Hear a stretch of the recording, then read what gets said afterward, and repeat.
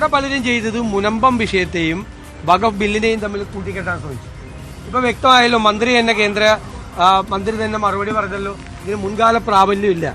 ഇപ്പോൾ പാസ്സാക്കപ്പെടാൻ പോകുന്ന ഈ വഖഫ് ബില്ല് എങ്ങനെയാണ് മുനമ്പത്തെ ജനങ്ങളെ സഹായിക്കുന്നതെന്ന് കൂടി പറയുന്ന ആളുകൾ വ്യക്തമാക്കിയാൽ നല്ലതായിരിക്കും. മുനമ്പം വിഷയം നമുക്ക് ഇവിടെ പരിഹരിക്കാൻ പറ്റാവുന്ന വിഷയമാണ്. സംസ്ഥാന സർക്കാരും സംസ്ഥാന വഖഫ് ബോർഡും തീരുമാനിച്ചു കഴിഞ്ഞാൽ അതിന് പരിഹാരം ഉണ്ടാക്കാൻ കഴിയും. ഇന്നലത്തെ ആ പെർഫോമൻസ് കണ്ടിട്ട് എല്ലാവർക്കും ഒരു തെളിവ് കിട്ടിയില്ല. മുനമ്പത്തെ ജനങ്ങൾക്ക് ശരിക്കും ഒരു റിയൽ പ്രശ്നം ഉണ്ടാവുമ്പോൾ, അവരുടെ ഒരു റൈറ്റ് ടു പ്രോപ്പർട്ടിന് ഒരു നല്ലൊരു ശരിക്കൊരു റിയൽ ഡിസ്പ്യൂട്ട് ഉണ്ടാവുമ്പോൾ ആരാണ് അവരുടെ കൂടെ നിൽക്കുന്നതും ആരാണ് പാർലമെന്റിലും നോളയും ഒരു ആലിബ ഉണ്ടാക്കിയിട്ട് ഒളിച്ചു പോകുന്നതും അത് ജനങ്ങൾക്ക് മനസ്സിലാവും. ഈ രാജ്യത്ത് ഇവിടെ നടന്നിരിക്കുന്ന ചർച്ചകൾ നോക്കുക. ക്രിസ്ത്യാനികളുടെ പേരിൽ മുതലക്കണ്ണീർ ഒഴുക്കുന്നവരുണ്ട്. ഇവിടെ ക്രിസ്ത്യാനികളുടെ പേരിൽ മുതലക്കണ്ണീർ. ഓരോ ദിവസവും ക്രിസ്ത്യാനികൾക്കെതിരെ ഉത്തരേന്ത്യയിൽ ആക്രമണം നടന്നുകൊണ്ടിരിക്കുകയാണ്. ഇന്നും ജബൽപൂരിൽ ക്രിസ്ത്യാനികൾക്കെതിരെ ആക്രമണം നടക്കുന്നു. കഴിഞ്ഞ വർഷം മാത്രം 700 ആക്രമണങ്ങളാണ് ക്രിസ്ത്യാനികൾക്കെതിരെ നടന്നത്. മണിപ്പൂരിൽ 200-ലേറെ പള്ളികൾ കത്തിച്ചു. സാർ, ഇവരിപ്പോ കഴിഞ്ഞ 2-3 ദിവസമായിട്ട് ഈസായി ക്രിസ്ത്യാനി കേരള മുനമ്പം എന്ന് പറയുന്നുണ്ടല്ലോ സാർ. സ്റ്റാൻ സ്വാമിയെ മറക്കാൻ പറ്റുമോ സാർ? പാർക്കിൻസൺസ് രോഗം വന്ന് ഒരു തുള്ളി വെള്ളം കഴിക്കാൻ കഴിയാതെ ഒരു സ്ട്രോയ്ക്ക് വേണ്ടി കരഞ്ഞ മനുഷ്യൻ. ആ മനുഷ്യനെ നിങ്ങൾ ജയിലിലിട്ട് കൊന്നില്ലേ? ഗ്രഹാം സ്റ്റേറ്റ്സിനെ മറക്കാൻ പറ്റുമോ? ചുട്ടുകൊന്നില്ലേ? മക്കളോടൊപ്പം ചുട്ടുകൊന്നില്ലേ? ഇപ്പോഴും ആക്രമണം നടക്കുകയല്ലേ ചെയ്യുന്നത് സാർ? ബൈബിളിൽ ഒരു കഥാപാത്രമുണ്ട് സാർ, 30 വെള്ളിക്കാശിന് യേശു ക്രിസ്തുവിനെ ഒറ്റിക്കൊടുത്തത്. അങ്ങനെയുള്ള കഥാപാത്രങ്ങളാണ് ചിലരിവിടെ ഇരിക്കുന്ന ആൾക്കാർ. കഴിഞ്ഞ ദിവസം പുരുഷന്റെ പേരിലും ക്രിസ്ത്യാനി എന്ന് പറഞ്ഞ ആൾക്കാരുണ്ട്. അപരദാർത്ഥത്തിൽ യേശു ക്രിസ്തുവിനെ ഒറ്റുകൊടുത്ത യൂദാസിന്റെ 800 ചില്ലുവാനം പേരെയാണ് കേരളത്തിൽ കൊന്നൊടുക്കിയത് ഈ രാഷ്ട്രീയ പാർട്ടി. അവരുടെ കൊലപാതക രാഷ്ട്രീയം മുനമ്പത്ത് 600 കുടുംബങ്ങളെയാണ്. Sir, please give me little time please sir. 600 കുടുംബങ്ങളെ അവരെ ചതിയിൽപ്പെടുത്തി മാത്രമല്ല വഹിച്ചിരിക്കുകയാണ്. ഇവര് അവിടെയുള്ള ഒരു പ്രധാനപ്പെട്ട പാർട്ടിയുടെ മത നേതാവ് പോയി എന്താ വാക്ക് കൊടുത്തത്? ഒരു കമ്മീഷൻ ജസ്റ്റിസ് CNRന്റെ പേരിൽ ഒരു കമ്മീഷനെ രൂപീകരിച്ചു. ഹൈക്കോടതി അതെടുത്ത് തോട്ടിൽ കളഞ്ഞിട്ടുണ്ട്. നിങ്ങൾ സൃഷ്ടിച്ച പ്രമേയം അറബിക്കടലിൽ മുക്കുകല്ല, ചവിട്ടി താഴ്ത്തിയിരിക്കും കേരളത്തിലെ ജനങ്ങൾ. അതിന് ഹിന്ദുവും ക്രിസ്ത്യാനിയും മുസ്ലിമും ഒന്നുമില്ല, ചവിട്ടി താഴ്ത്തിയിരിക്കും. Thank you very much. നമസ്കാരം, പ്രൈം ഡിബേറ്റിലേക്ക് സ്വാഗതം. വഖഫ് ബില്ലിന്റെയും മുനമ്പത്തിന്റെയും പേരിൽ രാജ്യസഭയിൽ കേന്ദ്രമന്ത്രി സുരേഷ് ഗോപിയും ജോൺ ബ്രിട്ടാസ് MP-യും തമ്മിൽ വാക്പോര്. ലോക്സഭ കടന്ന വഖഫ് നിയമ ഭേദഗതി ബിൽ രാജ്യസഭയിൽ എത്തിയപ്പോൾ മുനമ്പം ജനത ആഘോഷത്തിൽ. പിന്തുണയ്ക്കാത്ത UDF, LDF MP-മാർക്ക് വിമർശനം. ക്രൈസ്തവ സംഘടനകളും നിയമ ഭേദഗതിയെ 2 കൈയും നീട്ടി സ്വീകരിക്കുന്നു. വഖഫ് നിയമം മാറ്റിയെഴുതി വിജ്ഞാപനം വന്നാലും മുനമ്പത്തെ പ്രശ്നം തീരുമോ? തീരില്ലെന്ന് UDF-ഉം LDF-ഉം. പുതിയ നിയമത്തിന് മുൻകാല പ്രാബല്യമില്ലാത്തത് കാരണം. വഖഫ് നിയമത്തിൽ നിന്ന് ട്രസ്റ്റുകളെ ഒഴിവാക്കിയെങ്കിലും അവിടെയും മുനമ്പത്തിന് ഇടം കിട്ടുമോ ഇല്ലയോ? പ്രൈം ഡിബേറ്റ് ചർച്ച ചെയ്യും.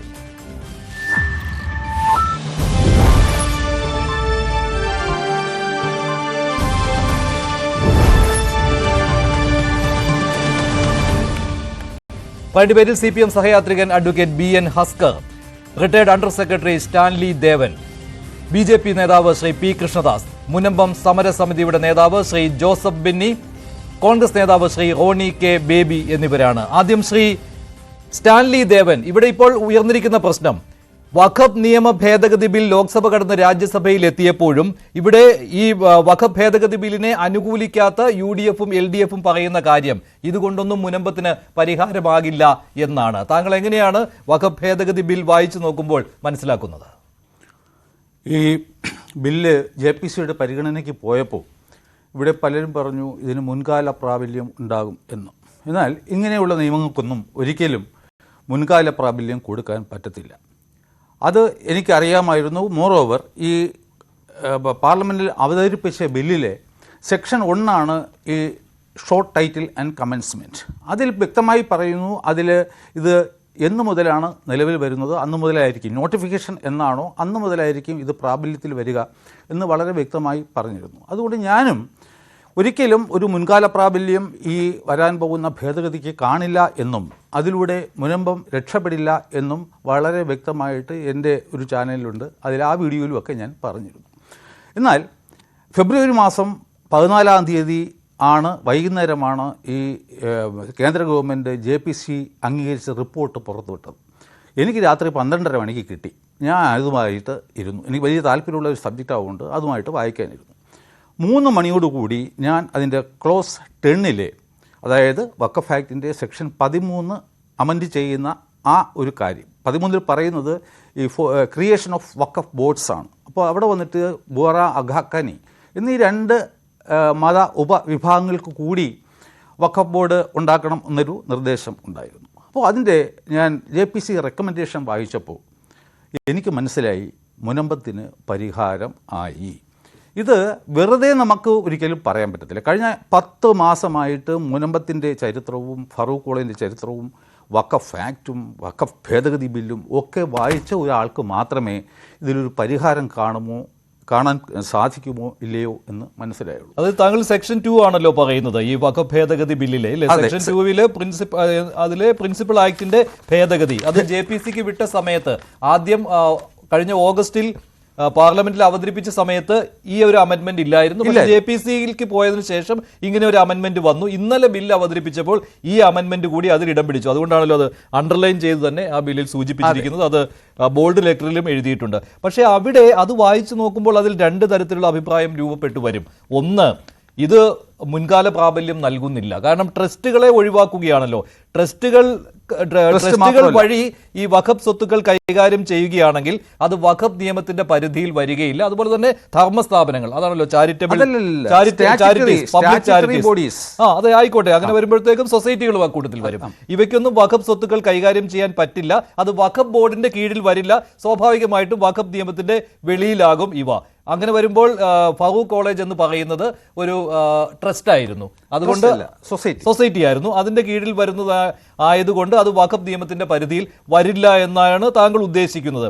അപ്പോൾ ഈ വഖഫ് നിയമത്തിന്റെ യഥാർത്ഥത്തിൽ പറയുമ്പോൾ ഈ സെക്ഷൻ 2 ഒഴിവാക്കിയിരുന്നത് ഇതുവരെ അജ്മീറിലെ ദർഗ മാത്രമായിരുന്നു. അതിന്റെ കൂടെ ഇപ്പോൾ ഇങ്ങനെ ഒരു പ്രൊവിഷൻ കൂടി വന്നു. ട്രസ്റ്റുകളെയും സൊസൈറ്റികളെയും ധർമ്മസ്ഥാപനങ്ങളെയും ഒഴിവാക്കിയിരിക്കുകയാണ്. അല്ലെ, ഈ ഏതെങ്കിലും പ്രകാരം അതാണ് പബ്ലിക് ചാരിറ്റീസ് എന്നാണല്ലോ അതിന് പറയുന്നത്. ഇവയും ഒഴിവാക്കിയിരിക്കുകയാണ്. പക്ഷെ ഇവിടെ ഈ മുൻകാല പ്രാബല്യം ഇതിനുണ്ട് എന്ന് എങ്ങനെ സമർത്ഥിക്കുവാൻ പറ്റും?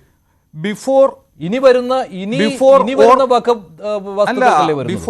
അത് നോക്കൂ, before or after the commencement of this act എന്ന് പറഞ്ഞാൽ അതിന്റെ അർത്ഥം എന്താണ്? സിമ്പിൾ ഇംഗ്ലീഷ് അല്ലേ? എസ്റ്റാബ്ലിഷ്ഡ് 2 പാർട്ടുണ്ട്. അതായത് ഇത് വായിക്കണമെങ്കിൽ ആദ്യം നമ്മൾ ട്രസ്റ്റ് എന്താണെന്ന് മനസ്സിലാക്കണം. എസ്റ്റാബ്ലിഷ്ഡ് എന്ന് പറയുമ്പോൾ എനിക്ക് നാളെ വേണമെങ്കിൽ ഒരു ട്രസ്റ്റ് എസ്റ്റാബ്ലിഷ് ചെയ്യാം. ആസ് എ പേഴ്സൺ എനിക്കൊരു ട്രസ്റ്റ് എസ്റ്റാബ്ലിഷ് ചെയ്യാം എന്തിനെങ്കിലും ഒരു പർപ്പസിന് വേണ്ടിയിട്ട്. വേറാസ് എനിക്കൊരു സ്റ്റാറ്റ്യൂട്ട് എസ്റ്റാബ്ലിഷ് ചെയ്യാൻ കഴിയില്ല. ഈ ഒരു വ്യത്യാസമാണ് ആദ്യത്തെ പാർട്ടും രണ്ടാമത്തെ പാർട്ടും തമ്മിൽ നമ്മൾ കാണേണ്ടത്. അപ്പോൾ ആദ്യത്തെ പാർട്ട് എടുക്കുകയാണ് എങ്കിൽ ഒരാൾ ഒരു ട്രസ്റ്റിൻ്റെ രൂപത്തിൽ, അല്ലാതാണെങ്കിൽ താങ്കൾ അത് മുഴുവൻ ഒന്ന് വായിച്ചാലേ അതിന് പൂർണ്ണ അർത്ഥത്തിൽ മനസ്സിലാക്കാം. പ്രൊവൈഡഡ് ഫർദർ ദാറ്റ്, അതിൻ്റെ ആവശ്യമില്ല. നോക്കൂ, nothing in this act shall apply to a trust notwithstanding any judgment, decree or order of any court. അതുവരെ നിർത്തിയിട്ട് നമ്മൾ നോക്കുകയാണെങ്കിൽ ഈ ആക്ടിലെ ഒരു സെക്ഷനും ബാധകമാകില്ല.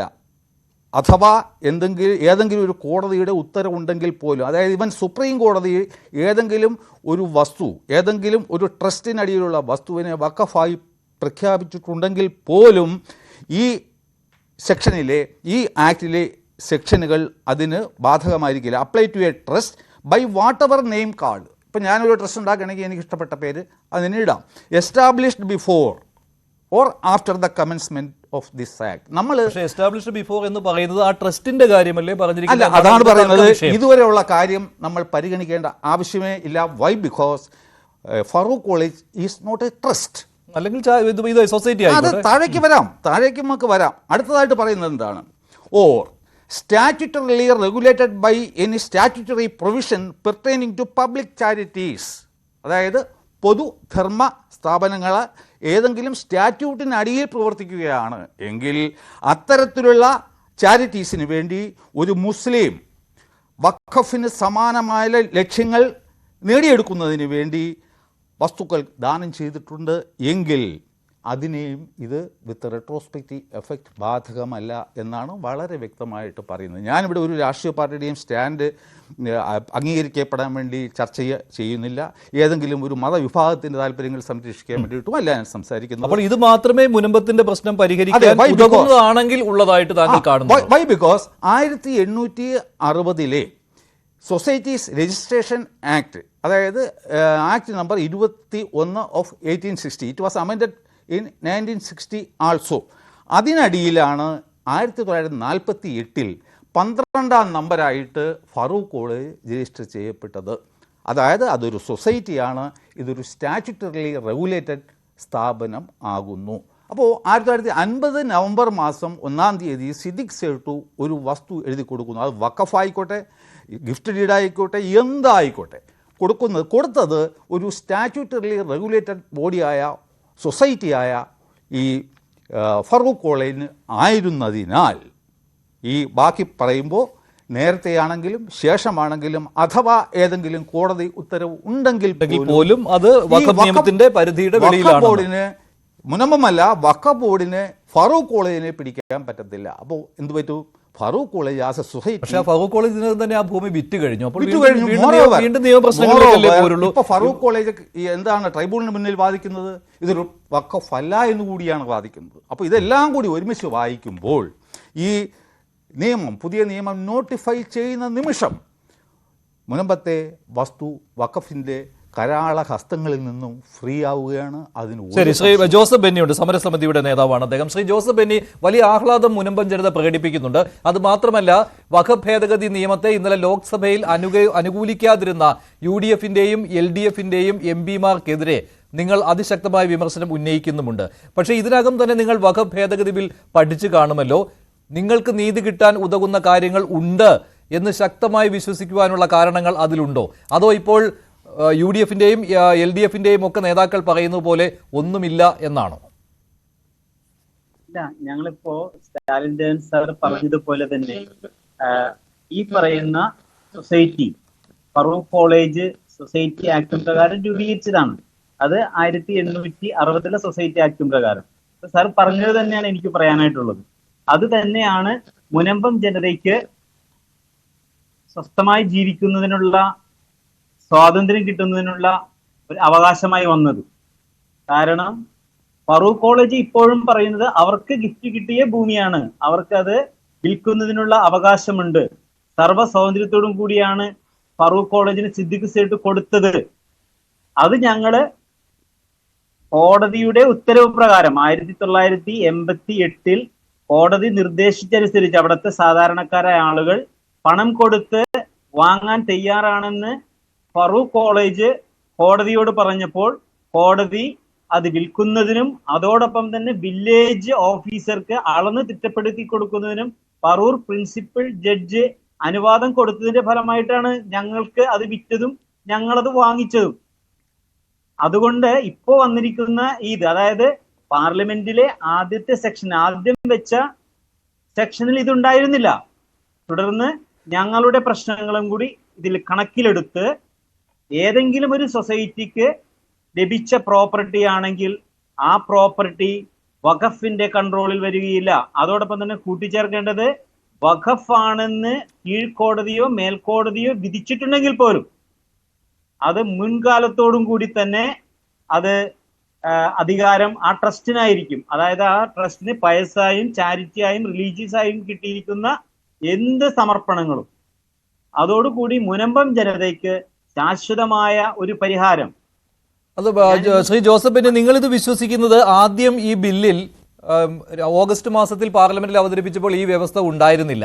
പിന്നീട് JPC പരിഗണിച്ചപ്പോൾ കൂട്ടിച്ചേർക്കുകയായിരുന്നു. പക്ഷേ JPC ഇത് പരിഗണിച്ചപ്പോൾ, ആ JPC റിപ്പോർട്ട് എടുത്ത് പരിശോധിച്ചപ്പോൾ മനസ്സിലായത് ഈ ഇസ്ലാമിലെ തന്നെ മറ്റ് 2 വിഭാഗങ്ങളെ കൂടി, ബോറ മുസ്ലിംസ് അതുപോലെ തന്നെ ആഘാ ഖാൻ അല്ലെ മുസ്ലിംസ്, ഇവരുടെ പ്രശ്നം പരിഗണിച്ച സമയത്താണ് അവർക്ക് പ്രത്യേക റിലീജിയസ് പ്രാക്ടീസ് ഉണ്ട്. അതിനകത്ത് അവർ ഏതെങ്കിലും ഒരു ബോർഡിന്റെ കീഴിൽ തങ്ങളുടെ വഖഫ് സംരക്ഷിക്കാൻ താല്പര്യപ്പെടുന്നില്ല. അതവർ എഴുതി തന്നെ നൽകിയിരുന്നു. അവരുടെ പ്രതിനിധികൾ അഡ്വക്കേറ്റ് മുഖാന്തരം JPCയിൽ വന്ന് ഈ പ്രശ്നം അവതരിപ്പിക്കുകയും ചെയ്തിരുന്നു. JPCക്ക് ഇക്കാര്യത്തെക്കുറിച്ച് തെളിവ് നൽകിയിരുന്നു. അതിലവർ പറയുന്നത് ഈ രീതിയിലായിരിക്കണം എന്നുള്ളതാണ്. അതായത് ഒരു ട്രസ്റ്റ് വഴി തങ്ങളുടെ വഖഫ് നൽകുന്നതിന് അവർക്ക് ബുദ്ധിമുട്ടില്ല എന്നുള്ള കാര്യം. അത് പരിഗണിച്ചാണല്ലോ മിനിസ്ട്രി തന്നെ, ന്യൂനപക്ഷ മന്ത്രാലയം തന്നെയാണ് ഇങ്ങനെയൊരു നിർദ്ദേശം മുന്നോട്ട് വെച്ചത്. ഈ പറയുന്ന ട്രസ്റ്റിന് കീഴിൽ കൂടി ആയിക്കോളൂ, പക്ഷേ അത് വഖഫ് നിയമത്തിന്റെ പരിധിയിൽ വരില്ല.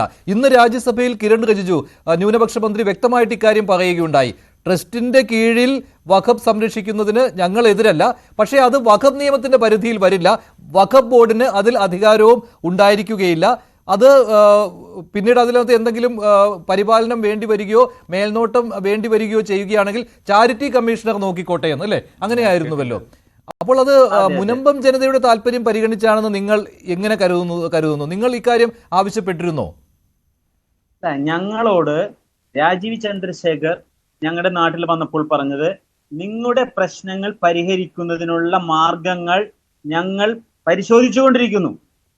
അത് കൃത്യമായി ഞങ്ങളുടെ ഓഫീസിൽ അച്ഛൻ്റെ അടുത്തും ഞങ്ങൾ വളരെ ചുരുങ്ങിയ ആളുകൾ മാത്രം ആ റൂമിലുണ്ടായിരുന്നുള്ള ആ സമയത്ത് രാജീവ് ചന്ദ്രശേഖർ സാർ പറഞ്ഞത്, നിങ്ങൾ ഒരു കാര്യം മനസ്സിലാക്കിക്കോ, റിട്രോസ്പെക്റ്റീവ് ഇല്ലെങ്കിലും എന്ന് പറഞ്ഞത് സെക്ഷൻ 40ക്ക് അങ്ങനെ തന്നെ പറഞ്ഞു.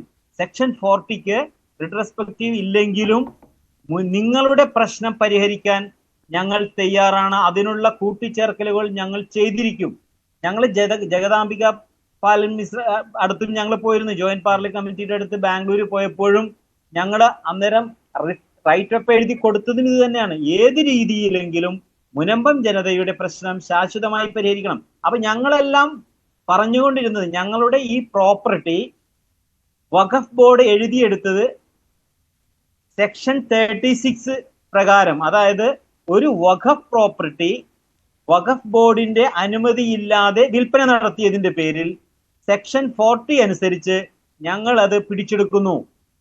അതുകൊണ്ട് ആ പിടിച്ചെടുത്തത് വിട്ടുതരണമെന്നുണ്ടെങ്കിൽ മുൻകാല പ്രാബല്യം വേണം. ഏത്? സെക്ഷൻ 40ക്ക്. പക്ഷെ സെക്ഷൻ 40ക്ക് മുൻകാല പ്രാബല്യമില്ല. എല്ലാവരും പറഞ്ഞുകൊണ്ടിരുന്നത് മുഴുവനും മുൻകാല പ്രാബല്യമില്ല. അങ്ങനെ വരുമ്പോൾ ഇപ്പോൾ ഈ സെക്ഷൻ 2 വന്നിട്ടുണ്ടല്ലോ, അതിലെ അമെന്റ്മെന്റ്, ഇപ്പോൾ നമ്മൾ വായിച്ച അമെന്റ്മെന്റ് വരുമ്പോഴും അതിനകത്ത് കോടതി വിധികളോ ഒന്നും ബാധകമല്ല എന്നാണ് പറഞ്ഞിരിക്കുന്നത്. പക്ഷേ അവിടെ ഈ വഖഫ് ബോർഡിന്റെ ആ തീരുമാനമുണ്ടല്ലോ, അതൊരു കോടതി വിധിയായിട്ട് പറയാൻ പറ്റില്ലല്ലോ. വഖഫ് ബോർഡിന്റെ തീരുമാനം സെക്ഷൻ 40 പ്രകാരം എടുത്തത് അത് മാറ്റുന്നില്ല അവിടെ, അല്ലെങ്കിൽ അതുകൂടി എഴുതി ചേർക്കണമായിരുന്നുവല്ലോ. അങ്ങനെ എഴുതിയിട്ടുമില്ല. അതുകൊണ്ട് ഇത് പൂർണ്ണമായിട്ടും മുനമ്പം ജനത വിശ്വസിക്കുന്ന പോലെ തന്നെയാണോ കാര്യങ്ങൾ? നിങ്ങൾക്ക് നീതി കിട്ടുന്ന രീതിയിലുള്ള ഇടപെടൽ നടന്നിട്ടുണ്ടോ? അതായത് സെക്ഷൻ 40 വരുന്നത് മുൻകാല പ്രാബല്യം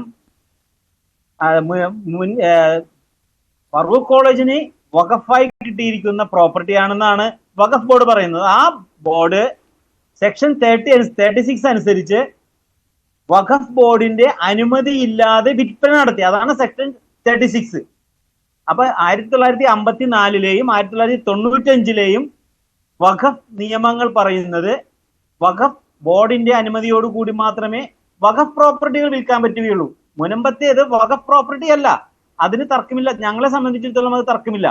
കാരണം വിൽക്കുന്നതിനുള്ള അവകാശം അതിന് 95 വരെ, 1995 വരെ ഈ പ്രോപ്പർട്ടി വഖഫ് പ്രോപ്പർട്ടി ആണെങ്കിൽ വിൽക്കുന്നതിനുള്ള അധികാരം വഖഫ് ബോർഡിന് കൊടുത്തിട്ടുണ്ട്. പക്ഷെ അങ്ങനെ വരുമ്പോൾ ഈ സെക്ഷൻ 2-നേക്കാൾ നിങ്ങൾക്ക് ഗുണകരമായിട്ട് ഈ പറയുന്ന വഖഫ് ഭേദഗതി ബില്ലിൽ വന്നിരിക്കുന്നത് ട്രൈബ്യൂണലിന്റെ കാര്യമാണല്ലോ. ട്രൈബ്യൂണൽ ഒരു തീരുമാനം എടുത്തു കഴിഞ്ഞാൽ അതിനെ ഹൈക്കോടതിയിൽ ചോദ്യം ചെയ്യാൻ കഴിയുമെന്ന്.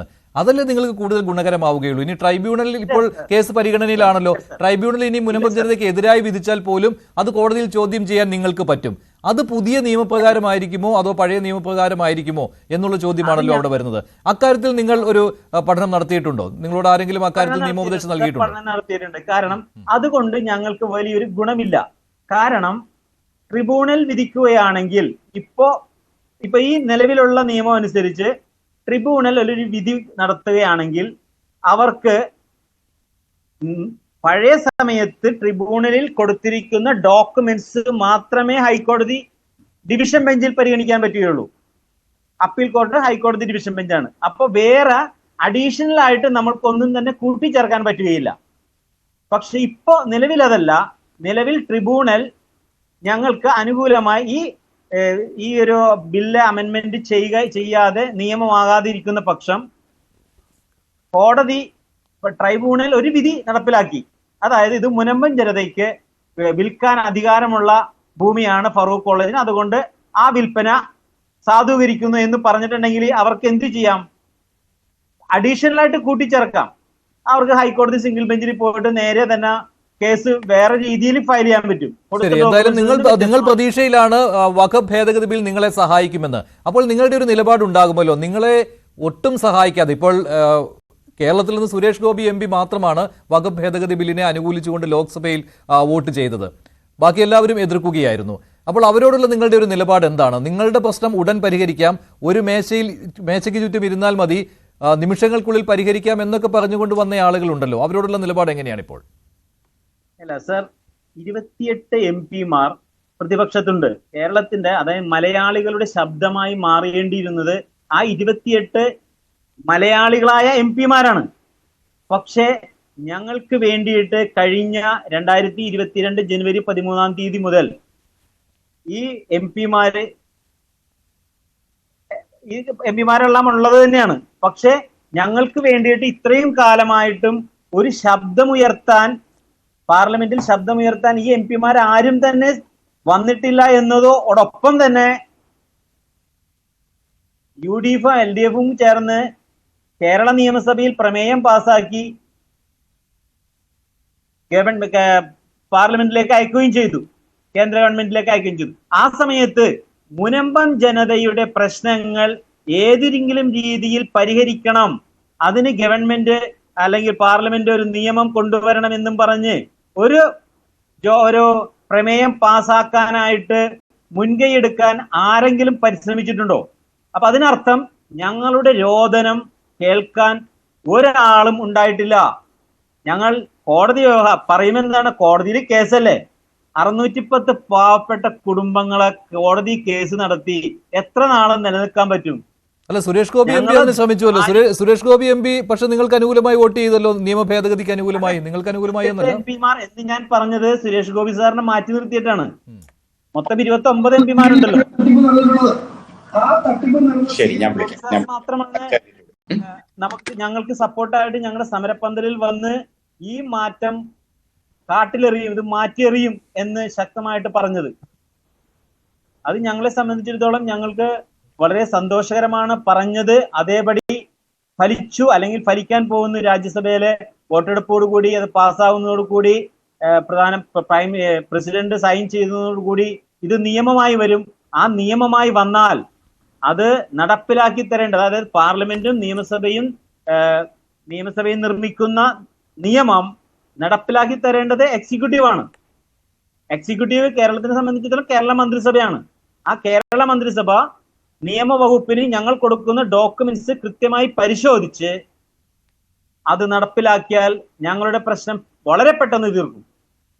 ശരി, ശ്രീ റോണി കെ ബേബി, നിങ്ങൾ ഇപ്പോഴും പറയുന്നത് മുനമ്പം ജനതയുടെ പ്രശ്നത്തിന് ഒരു പരിഹാരവും ആയിട്ടില്ല എന്നാണ്.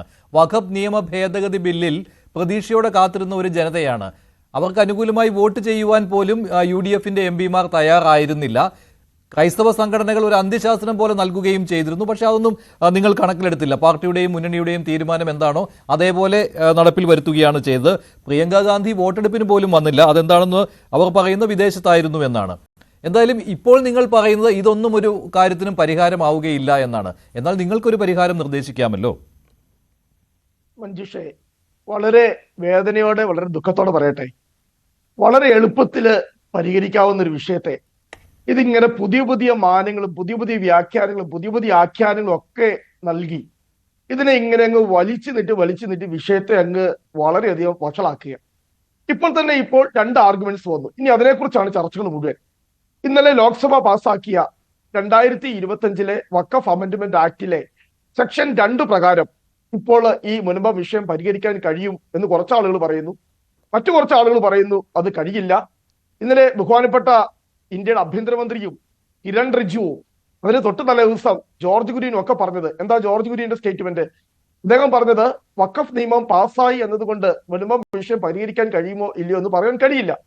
ഈ സെക്ഷൻ 2 ഞാൻ മനസ്സിലാക്കുന്നത് ഇന്നത്തെ തന്നെ ദീപികയുടെ ഏറ്റവും ഫ്രണ്ട് പേജിലെ വാർത്ത തന്നെ എന്താ? കിരൺ റിജിജുവിന്റെ ഫോട്ടോ കൊടുത്ത് ഈ വഖഫ് നിയമത്തിന് മുൻകാല പ്രാബല്യമില്ല എന്നതാണ് വലിയ വെണ്ടക്ക അക്ഷരത്തിൽ ദീപികയിൽ തന്നെ എഴുതിയിരിക്കുന്നത്. ഇപ്പോൾ ഇവിടെ സെക്ഷൻ 2 കുറിച്ചാണല്ലോ നമ്മൾ ചർച്ച ചെയ്തത്. അതിൽ ഞാൻ മനസ്സിലാക്കുന്നതും ഞാൻ ഈ ഡൽഹിയിലൊക്കെയുള്ള ഇന്ന് ഈ നിയമവുമായി ബന്ധപ്പെട്ട് ഇന്ന് തന്നെ ബഹുമാനപ്പെട്ട കിരൺ റിജിജു അത് രാജ്യസഭയിൽ പറയുകയുണ്ടായി. അതിന്റെ ക്ലാരിഫിക്കേഷൻ ഞാൻ അതും പിന്നെ ഈ കേട്ടിട്ടാണ് ഞാൻ ഈ ചർച്ചയിലേക്ക് വരുന്നത്. ആ സെക്ഷൻ 2 2 കാര്യങ്ങളാണ് പറയുന്നത്. ഒന്ന്, നത്തിങ് ഇൻ ദിസ് ആക്ട്.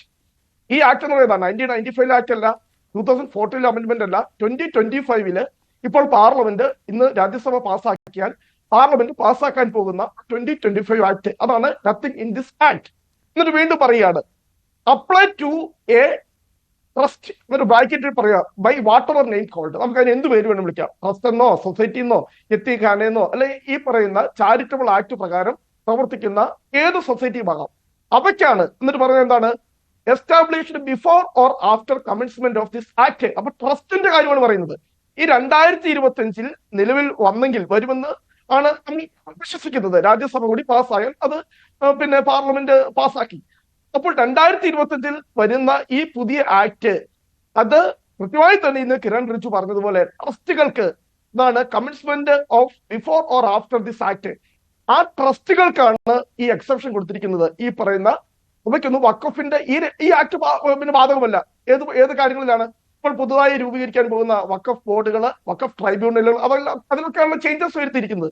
ഇതിൽ പ്രധാനമായിട്ടും വന്നിരിക്കുന്ന മാറ്റം അല്ലാതെ ഇവര് വലിയ കൊട്ടിഘോഷിച്ച് പറഞ്ഞതുപോലെ ഇവിടെ എന്താ, ഇവിടെ സെക്ഷൻ 40 അത് പിന്നെ അമെന്റ് ചെയ്തു. സെക്ഷൻ 40 അമെന്റ് ചെയ്ത് അതിന് റെട്രോസ്പെക്റ്റീവ് എഫക്ട് ഇല്ല. അതായത് ടു ബി വഖഫ് അല്ലെ വഖഫ് എന്ന് വിശ്വസിക്കുന്ന. അപ്പോൾ ഈ നിയമം പാസ്സാക്കി കഴിഞ്ഞാൽ അങ്ങനെ ഒരു പ്രഖ്യാപനം ആർക്കും കഴിയില്ല. ടു ബി വഖഫ് എന്ന് വിശ്വസത്തില്ല. 2 കാര്യങ്ങൾ പ്രായോഗികമാണ്. ഒന്ന്, വഖഫായി ഡൊണേറ്റ് ചെയ്യുന്നത്, അതിന് നിയമപരമായ സാധ്യത കിട്ടും. 2, ഏറ്റവും പ്രധാനപ്പെട്ട കാര്യം നമ്മൾ മനസ്സിലാക്കണം. ഇവിടെ ഇപ്പോൾ ആദ്യം 9.4 ലക്ഷം ഏക്കർ ആയിരുന്നു. ഇതിൽ അമിത്ഷാ പറഞ്ഞപ്പോൾ 38 ലക്ഷം ഏക്കറായി. അത് എവിടെ നിന്ന് വന്നൊന്നും എനിക്കറിയില്ല. അതിൽ രണ്ടാമത് പറഞ്ഞിരിക്കുന്ന സംഭവം എന്ന് പറയുന്നത് എന്താണ്? വഖഫ് ബൈ യൂസ്. ഇവര് മൊത്തം ഇതിവിടെ പറഞ്ഞുകൊണ്ട് നടന്നത് എന്താണെന്നറിയോ? കഴിഞ്ഞ നൂറ്റാണ്ടുകളായി മുഗൾ രാജാക്കന്മാരുടെ കാലം തൊട്ട് വഖഫ് ബൈ യൂസ്. ഇതിലെ 90% ഭൂമിയും ഇത് 9.4 ലക്ഷം ആയിക്കോട്ടെ അല്ലെങ്കിൽ ഈ പറഞ്ഞ 38 ലക്ഷം ആയിക്കോട്ടെ, അതിൽ 90% മുകളിലുള്ള ഭൂമി എന്ന് പറയുന്നത് വഖഫ് ആണ്. വഖഫ് ബൈ യൂസിന് ഇതിനകത്ത് പിന്നെ കംപ്ലീറ്റ്ലി പിന്നെ എടുത്തു കളഞ്ഞിരിക്കുന്നു. പിന്നെ ഇവർ പറഞ്ഞത് ഇവിടെ ഈ കംപ്ലീറ്റ് എങ്ങനെ എടുത്തു കളഞ്ഞത്? എനിക്കതൊന്നും വ്യക്തമാക്കി കളഞ്ഞ. വഖഫ് ബൈ യൂസർ എല്ലാം എടുത്ത് കളഞ്ഞോ? വഖഫ് ബൈ യൂസ് നിങ്ങൾക്ക് എല്ലാം എടുത്ത് കളഞ്ഞിട്ടില്ലല്ലോ. വായിച്ചിട്ടുണ്ടോ? നിങ്ങൾ ഇതെല്ലാം വായിച്ചിട്ടാണോ വരുന്നത്? എന്റെ ഭാഷ നിങ്ങൾ മാത്രം ഇതിനകത്തൊക്കെ ഞാൻ വായിച്ചിട്ടാ വരുന്നത്. ഞങ്ങളൊക്കെ അത്യാവശ്യം ഞാൻ അത്യാവശ്യമില്ല, കാര്യമായിട്ട് വായിച്ചിട്ടാ വരുന്നത്. നിങ്ങൾ തന്നെ ചുമ്മാ എന്തെങ്കിലും അടിച്ചു വിടുന്നു. രജിസ്റ്റർ ചെയ്യപ്പെട്ട വഖഫ് ബൈ യൂസർ കേസുകൾ നിലവിൽ അത് തർക്കം വേണ്ടല്ലോ. ആ മൂന്നാമത്തെ പേജിൽ അത് അണ്ടർലൈൻ ചെയ്ത് ബോൾഡ് ലെറ്ററിൽ തന്നെ എഴുതിയിട്ടുണ്ടല്ലോ. അതൊന്ന് വായിച്ചാൽ മനസ്സിലാവുന്നേ ഉള്ളൂ. ഈ ആക്ട് പാസ്സായതിനു ശേഷം, ഈ 2025 ആക്ട് പാസ്സായതിനു ശേഷം ബൈ യൂസ് ഒക്കെ അതിന് പിന്നെ നിയമസാധ്യത ഉണ്ടാവില്ല. But before the commencement of this act, ഈ ആക്ട് നിലവിൽ വരുന്നതിന് മുൻപുള്ള ഒക്കെ ബൈ യൂസ് ആയി നിൽക്കുന്ന ഈ ഇൻസ്റ്റിറ്റ്യൂഷൻസ് ഉണ്ട്. അവരുടെ പിന്നെ മുസ്ലിം പള്ളികളുണ്ട്, സ്ഥാനങ്ങളുണ്ട്. അതെല്ലാം അതിൽ ബഹുഭൂരിപക്ഷം എന്ന് പറഞ്ഞാൽ ഞാൻ പറയുന്നത് വഖഫ് ബൈ യൂസ് ആണെന്ന് ഞാൻ പറഞ്ഞിരുന്നത്. അതെല്ലാം നൂറ്റാണ്ടുകളായി ഇവരുടെ കൈവശം ഇരിക്കുന്ന ഉപയോഗിച്ചു വരുന്ന പ്രോപ്പർട്ടീസ് ആണ്. അതിനെല്ലാം ഇപ്പോൾ നിയമപരമായിട്ടുള്ള സാധ്യത ഈ 2025 ആക്ട് എക്സെപ്ഷൻ ഉണ്ട് കേട്ടോ, എക്സെപ്ഷൻ ഉണ്ട്. എക്സെപ്ഷൻസ് ഇല്ലാതെ അല്ലാതെ ഇവര് പറയുന്നത് പൂർണ്ണമായിട്ടും ഇവിടെ എന്താ വലിയ പുലി വരുന്ന കട്ടൻ ഒറ്റക്കാരൻ ചോദിക്കാം. വഖഫ് ട്രൈബ്യൂണലിനെ കുറിച്ച് പറഞ്ഞു. ഇവർ വഖഫ് ട്രൈബ്യൂണല് ഇപ്പൊ കോടതിയാണ്. പക്ഷെ ഇപ്പോൾ 2020 ആക്ട് പരിശോധിക്കുന്നത് എന്താ പറയോ? വഖഫ് ട്രൈബ്യൂണലുകൾക്ക് കൂടുതൽ അധികാരം കൊടുത്തിരിക്കുക. അത് കൃത്യമായി പറയാം. 2014 അമെന്റ്മെന്റിൽ പറഞ്ഞിരിക്കുന്ന 2 വർഷത്തിൽ താഴെയുള്ള കേസുകളാണെങ്കിൽ വഖഫ് ട്രൈബ്യൂണലിന്റെ പരിഗണനയിൽ കൊടുക്കാമെങ്കിൽ ഇപ്പോൾ പുതുതായി വരുന്ന ആക്ടിൽ പറഞ്ഞെന്തോ 2 വർഷത്തിന് അപ്പുറമുള്ള കാര്യങ്ങൾ വേണമെങ്കിലും പോലും വഖഫ് ട്രൈബ്യൂണലിൽ അപ്പീലായിട്ട് കൊണ്ടുവരാമെന്നാണ് ഈ ആക്ട് പറഞ്ഞിരിക്കുന്നത്. ട്രൈബ്യൂണലിൽ കൂടുതൽ അതിനകത്ത് എന്താണ് ദോഷമുള്ളത് ശ്രീ റോണി കെ ബേബി? ട്രൈബ്യൂണലിനെ കൂടുതൽ ശക്തമാക്കുകയല്ലേ വേണ്ടത്? അത് മാത്രമല്ല ട്രൈബ്യൂണലിന്റെ ഘടനയും മാറ്റിയിട്ടുണ്ട്. ഞാൻ ഘടന മാറ്റിയിട്ട് കാര്യങ്ങൾ പറയട്ടെ. ഇവരെന്താ പറഞ്ഞത്? മൊത്തം ശരീഅത്ത് നിയമമാണെന്ന് പറഞ്ഞിട്ട് ഇപ്പോൾ പറയുന്നത് മുസ്ലിം നിയമം അറിയാതെ ഒരു പണ്ഡിതനെ കൂടെ അതിനകത്ത് വെക്കാമെന്ന് പറഞ്ഞു. ഓൾറെഡി തന്നെ ഇവിടെ നിലവിലുള്ള സംഭവമല്ലേ. ഞാൻ പറഞ്ഞ ഒറ്റ പോയിന്റേ ഉള്ളൂ. ഇവർ പറഞ്ഞു പോകുന്നത് ഇത് ഭയങ്കര ഭീകര സത്വമാണ്, വലിയ ഭീകര രൂപിയാണ്, ഭീകര ജീവിയാണ് വഖഫ് ട്രൈബ്യൂണൽ എന്നൊക്കെ പറഞ്ഞിട്ട് എന്താ ഇവിടെ നിങ്ങൾ ആർക്കും കാണിക്കണമായിരുന്നു എന്ന് പറയുന്നു. ഈ വഖഫ് പറഞ്ഞത് ഈ വഖഫ് ട്രൈബ്യൂണല് ഇന്ത്യയിലെ സിവിൽ കോടതിയുടെയും ഭരണത്തിന്റെയും മുകളിലാണെങ്കിൽ ഈ ആക്ഷൻ നിങ്ങൾ ഈ വഖഫ് ട്രൈബ്യൂണലിന് എടുത്തിടാമായിരുന്നു. നിങ്ങൾ വഖഫ് ട്രൈബ്യൂണലിന് എടുത്തിട്ടില്ല. അങ്ങനെയെങ്കിൽ ഇത് അപ്രീഷിയേറ്റ് ചെയ്യാമായിരുന്നു. അപ്പോൾ നിങ്ങൾ ഇത്രയും നാൾ പറഞ്ഞത് മുഴുവൻ ഈ പുലി വരുന്നത് എന്ന് പറഞ്ഞ അവസാനം ഒരു എലി പോലും അല്ലാതായി മാറിയ ഒരു നിയമം അല്ല, പുലി വരുന്നതെന്ന് പറഞ്ഞ നിങ്ങളല്ലേ പറഞ്ഞത്? ദോഷകരമായിട്ട് ഭവിക്കുമെന്ന് പറഞ്ഞ നിങ്ങളല്ലേ? അല്ല, ഇവിടെ മുഴുവൻ ഇവിടെ ഈ ആരുടെ ഭൂമിയും ഏത് വഖഫായി പ്രഖ്യാപിക്കാം, ഈ കേരളത്തിലെ ഭൂമി മുഴുവൻ വഖഫായി പ്രഖ്യാപിക്കാം എന്നൊക്കെ പറഞ്ഞ് നാട്ടിലെ സാധാരണക്കാരെ മുഴുവൻ ഭയപ്പെടുത്തി പേടിപ്പിച്ചു. അല്ല, അങ്ങനെ ഒരു ഭയപ്പാടുണ്ടാക്കിയത് ആരാണ്? സെക്ഷൻ 40 പോയി. അതുകൊണ്ട് ഞങ്ങൾ ആദ്യം എന്താ സംഭവിക്കാമെന്ന് അറിയോ? നമ്മൾ ചർച്ച ചെയ്യാതെ വളരെ നിശബ്ദമായി ഇവിടെ രക്ഷപ്പെട്ടു പോകുന്ന ഒരാളുണ്ട്. LDF ഗവൺമെന്റ്, ഇവിടുത്തെ സർക്കാർ വിചാരിച്ചത് ഇത് മാറ്റാൻ കഴിയുമെന്നേ. ഞങ്ങൾ ആദ്യം ഇവിടെ ആരും അതിനെ അറ്റാക്ക് ചെയ്യുന്നില്ല.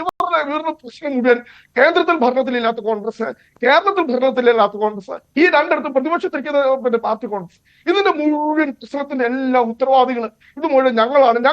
കാരണം 1995-ലും 2013-ലും നിങ്ങൾ ചെയ്ത കാര്യം കൊണ്ടാണ് ഇത്ര സങ്കീർണമായി മാറിയത്. അതുകൊണ്ടാണ് അങ്ങനെ പറയുന്നത്. ശരി, ശ്രീ പി കൃഷ്ണദാസ്, ഈ പറച്ചിൽ മാത്രമേ ഉണ്ടായിരുന്നുള്ളൂ.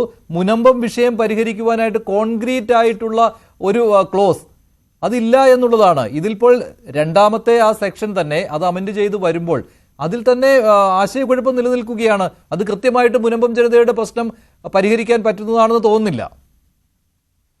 മഞ്ജുഷേ, നമ്മളുടെ ഈ കോൺഗ്രസുകാരെ സംബന്ധിച്ചും ഇടതുപക്ഷക്കാരെ സംബന്ധിച്ചും പ്രത്യേകിച്ച് കേരളത്തിൽ നിന്ന് ഈ വോട്ടുകളൊക്കെ വാങ്ങി ജയിച്ചിട്ടുള്ള MP-മാരെ സംബന്ധിച്ച് വല്ലാത്ത വിരളി കൊണ്ടിരിക്കുകയാണ്. എന്തൊക്കെ കള്ളത്തരങ്ങൾ പറഞ്ഞാലാണ് സർക്കാരത്തൊക്കെ ഒന്ന് പിടിച്ചു നിൽക്കാൻ പറ്റുക, ഇന്ന് നാളെ എങ്ങനെ ഒന്ന് ചാനലുകളുടെ മുമ്പിൽ നിന്ന് രക്ഷപ്പെടാം എന്നാണ് ആലോചിച്ചുകൊണ്ടിരിക്കുന്നത്. പാർലമെന്റിൽ ഇന്ന് ഇടതുപക്ഷത്തിന്റെ MP ഉണ്ടല്ലോ, ശ്രീ ജോൺ ബ്രിട്ടാസ്, എന്തൊക്കെയാ വിളിച്ചു പറഞ്ഞത്? 40 പേരെ കൊന്നു, 50 പേരെ കൊന്നു, 800 പേരെ കൊന്നു, ക്രിസ്ത്യാനികളെ ആക്രമിച്ചു, എത്രയോ അക്രമങ്ങൾ നടന്നു. അക്രമങ്ങൾ നടന്നിട്ടുണ്ടെന്നേ, കേരളത്തിൽ നടന്നിട്ടുണ്ട്. ഇപ്പൊ കോട്ടയത്ത് പള്ളിയിൽ DYFIക്കാർ പള്ളിയിലച്ഛനെ പൂട്ടിയിട്ടുണ്ട്. എന്തൊക്കെ അക്രമങ്ങൾ കാണിച്ചിട്ടുണ്ട് പള്ളികൾക്കെതിരായി, എത്ര നടപടികൾ സ്വീകരിച്ചിട്ടുണ്ട്, അതൊക്കെ അവിടെ നിൽക്കട്ടെ. ഇതിലൊരു മഞ്ജുഷ ചോദിച്ച ചോദ്യത്തിലേക്ക് ഞാൻ നേരിട്ട് വരാം. നമ്മുടെ ഈ വഖഫ് നിയമത്തിന്റെ ഭേദഗതി കൊണ്ടുവന്നപ്പോൾ ബഹുമാനപ്പെട്ട കോൺഗ്രസിന്റെ പ്രതിനിധി സൂചിപ്പിച്ചത് ഇതിപ്പോ കൂടുതൽ അധികാരം വഖഫ് ബോർഡിന് നൽകിയിരിക്കുക. പിന്നെ എന്തിനാ നിങ്ങൾ എതിർത്ത്? നിങ്ങളുടെ ഉദ്ദേശം അതായിരുന്നല്ലോ, വഖഫ് ബോർഡിന് കൂടുതൽ അധികാരങ്ങൾ നൽകണം. 2013-ലും 95-ലും ഒക്കെ നിങ്ങൾ കൊണ്ടുവന്ന ഭേദഗതികളുടെയും നടപടികളുടെയൊക്കെ ഉദ്ദേശം ഇടതുപക്ഷത്തിന്റെയും കോൺഗ്രസിന്റെയും വഖഫ് ബോർഡുകൾക്ക് കൂടുതൽ അധികാരങ്ങൾ നൽകി, കൂടുതൽ സ്വത്തുക്കൾ നൽകി, അവരെ പരിപോഷിപ്പിച്ച് അതിനെല്ലാം സംരക്ഷണം നൽകി നിർത്തണമെന്നുള്ളതായിരുന്നു. അപ്പൊ ഞങ്ങൾ കുറച്ചുകൂടി അവരെ പരിപോഷിപ്പിച്ചിട്ടുണ്ടെങ്കിൽ നിങ്ങൾ എന്തിനാ എതിർക്കുന്നത്? നിങ്ങൾ പിന്നെ എന്തിനടിസ്ഥാനത്തിലാണ് ഈ വഖഫ് ബില്ലിനെ എതിർത്തത്? ഒരു അടിസ്ഥാന വകുപ്പില്ലല്ലോ. അപ്പൊ അതവിടെ നിൽക്കട്ടെ.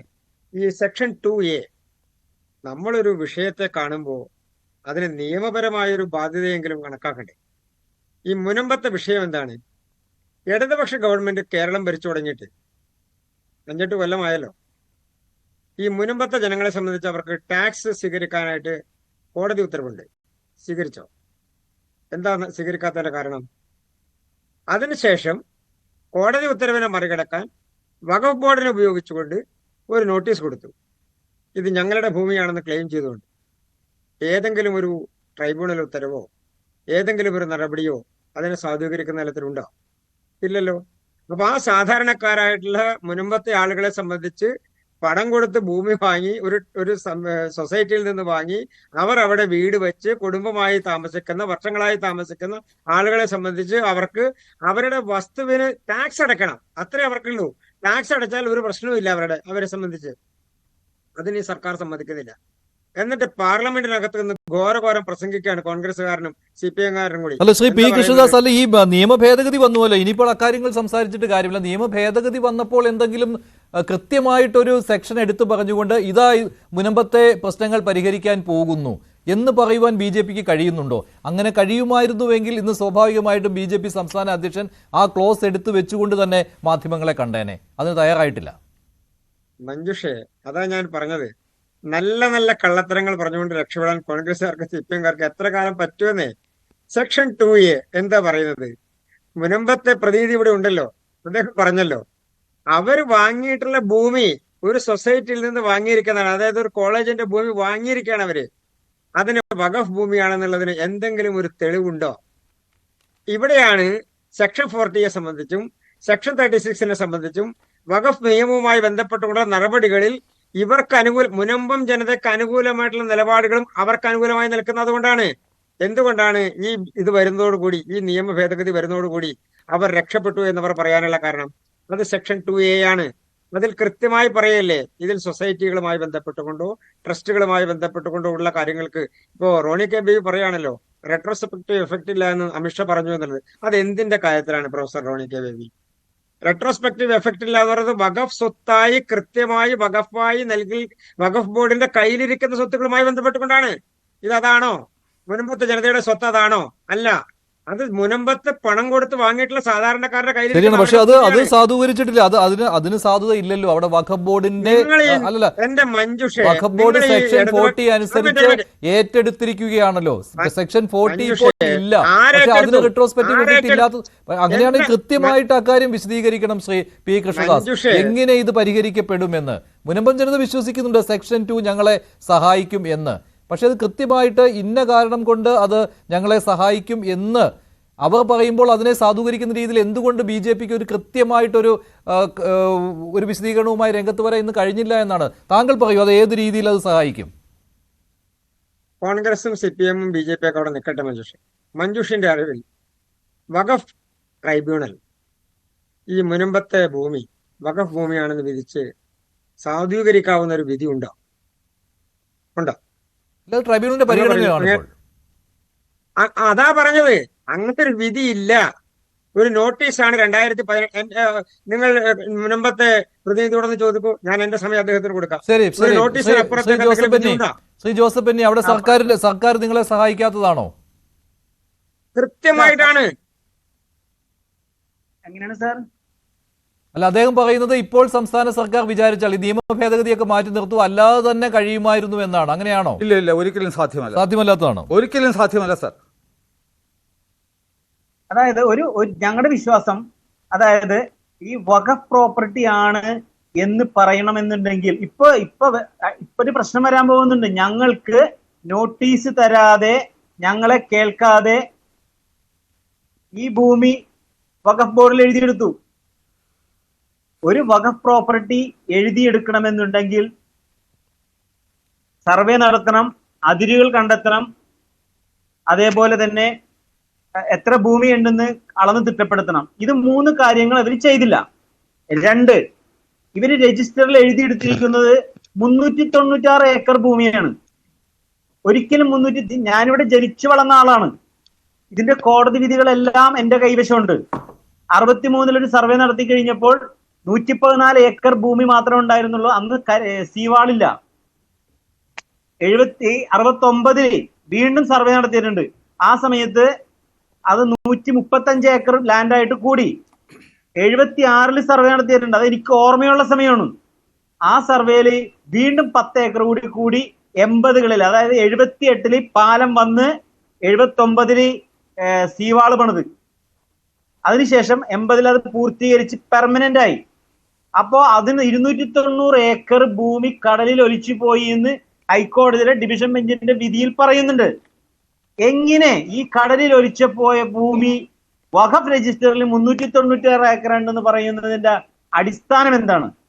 അപ്പോൾ ഇതൊക്കെ ട്രിബ്യൂണലിലാണല്ലോ ചോദ്യം ചെയ്യാൻ പറ്റുന്നത്. നിലവിലെ നിലവിലെ ഭേദഗതിയും ഇതുമായിട്ട് ബന്ധമില്ലല്ലോ. അതെല്ലാം നിങ്ങൾ വഖഫ് ട്രിബ്യൂണലിൽ നിങ്ങൾ ഞാൻ പറഞ്ഞത് ഭേദഗതിയല്ല. ഇതെല്ലാം മറച്ചു വെച്ചുകൊണ്ട് എന്തുകൊണ്ട് വഖഫ് ബോർഡ് ഇത് വഖഫ് രജിസ്റ്ററിൽ എഴുതിയെടുത്തു? അത് ശരിയാണ്. അത് സെക്ഷൻ 40 ആണ് അവരെ സഹായിച്ചത്. അതിനെല്ലാം സെക്ഷൻ 40 ഇനി അങ്ങനെ ഒരു കാര്യം ഉണ്ടാവുകയാണെങ്കിൽ അത് നടപ്പിലാക്കാൻ വഖഫ് ബോർഡുകൾക്ക് കഴിയില്ല. റവന്യൂ അവകാശങ്ങൾ സർ, ഞങ്ങളുടെ റവന്യൂ അവകാശങ്ങൾ നിഷേധിക്കണമെന്നുണ്ടെങ്കിൽ വഖഫ് ബോർഡ് പോക്കുവരവ് നടത്തണം. ഇത് പോക്കുവരവ് നടത്തിയിട്ടുള്ളത് ഞങ്ങളാണ്.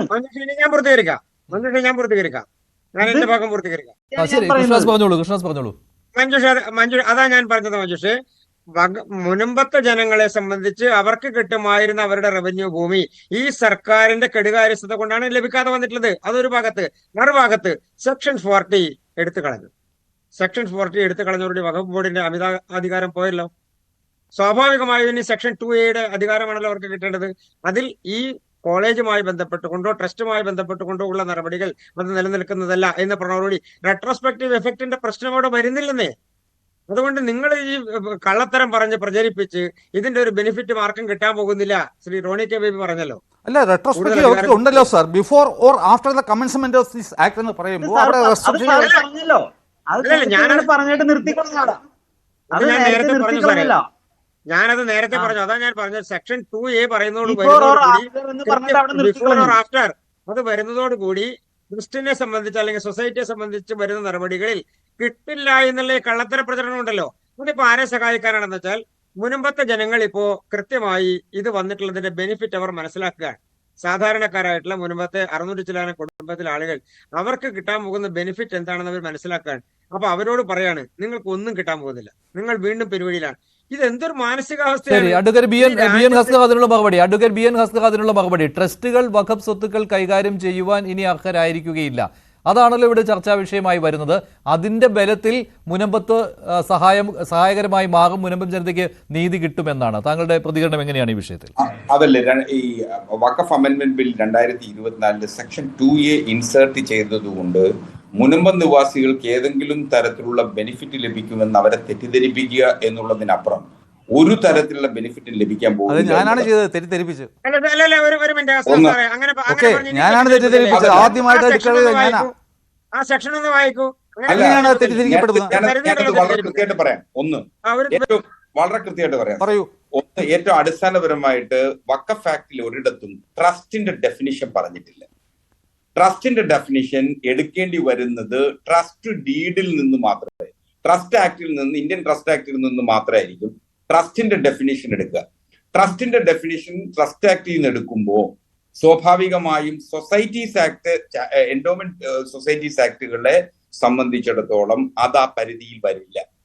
അങ്ങനെ വരുമ്പോൾ സ്റ്റാറ്റ്യൂട്ട് എടുക്കാം, സ്റ്റാറ്റ്യൂട്ടിലേക്ക് വരും.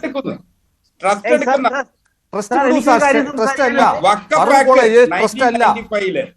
അല്ലല്ല, ഒരു മിനിറ്റ്. വഖഫ് ആക്ട് 1995 ട്രസ്റ്റ് ഡിഫൈൻ ചെയ്തിട്ടില്ല. ചെയ്യേണ്ട ആവശ്യമില്ലല്ലോ. വേണം. സെക്ഷൻ 40 പറയുന്നുണ്ട് നിങ്ങൾക്ക് ട്രസ്റ്റും പിന്നെ സൊസൈറ്റിയും അക്വയർ ചെയ്യാന്ന് പറയുന്നുണ്ട്, നോട്ടീസ് കൊടുക്കണമെന്ന് മാത്രം എന്ന് പറയുന്നുണ്ടല്ലോ. വേണമല്ലോ നോട്ടീസ്. അതുകൊണ്ട് അവിടെ ഡെഫിൻ ചെയ്യേണ്ട ആവശ്യം എന്താണ്? വേണം. ട്രസ്റ്റ് എന്താണെന്നുള്ളത് ഏതൊരു ആക്ട് സാർ, അതിന് ഇതിനായിട്ട് എന്താണ് സാർ ബന്ധം? ഉണ്ട്. എന്തുണ്ട്? Whatever name it is called, so there is no definition required. 1860 society ആക്ടും പ്രകാരം രജിസ്റ്റർ ചെയ്ത ഭൂമിയാണ് ഫറൂഖ് കോളേജ് ആണ്. അത് ട്രസ്റ്റ് അല്ല, it is only a society. Act പ്രകാരം അതുകൊണ്ടാണ് ഞാൻ പറഞ്ഞത് please leave statute and society leave the trust alone. അങ്ങനല്ല, ഫറൂഖ് കോളേജ് ഒരു ട്രസ്റ്റ് അല്ല, സമ്മതിച്ചു. Society governed by a statute. ഒന്ന്. രണ്ടാമത്തെ അല്ല, അത് ഗവേൺ ബൈ ഒരു ബൈലോസ് പ്രകാരം ഗവേൺ ചെയ്യുന്നത് തന്നെയാണ്. ഒരു ബൈലോസ് അല്ല, ബൈലോസ് സ്റ്റാറ്റ്യൂട്ട് പ്രകാരം, സ്റ്റാറ്റ്യൂട്ടിന് അടിയിൽ, ബൈലോസ് അല്ല. സ്റ്റാറ്റ്യൂട്ട് പ്രകാരമാണല്ലോ ചെയ്യുന്നത്.